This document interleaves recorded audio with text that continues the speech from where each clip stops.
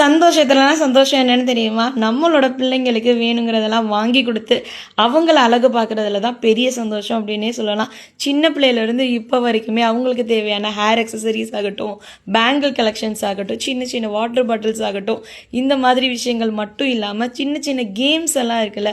So அந்த மாதிரி games விளையாட வைக்கிறதாகட்டும், நெறைய ஷாப்ஸ் எல்லாம் இருந்தது.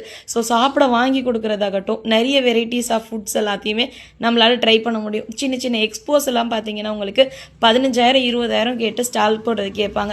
பட் நம்ம மதுரை தெப்பக்குளத்தில் ரொம்ப நம்ம ரேண்டமாக பார்த்தீங்கன்னா, நிறைய ஸ்டால்ஸ் எல்லாம் இப்போ வந்து எக்ஸிபிட் பண்ணியிருக்காங்க. நாங்கள் சின்ன பிள்ளையில் இருக்கும்போதெல்லாம் இந்த மாதிரி ராட்டனம், கடலை வண்டி இந்த மாதிரி தென்னங்குருத்து மட்டும்தான் இருக்கும். இப்போல்லாம் பார்த்தீங்கன்னா பீஸா, பர்கர், ப்ரௌனி, அத்தோ அப்படின்னு சொல்லி இன்னும் எக்கச்சக்கமான ஃபுட்ஸ் இருக்குது. ஆமாங்க, நம்ம மதுரை தெப்பக்குளம் பற்றி தான் பேசிகிட்டு இருக்கேன்.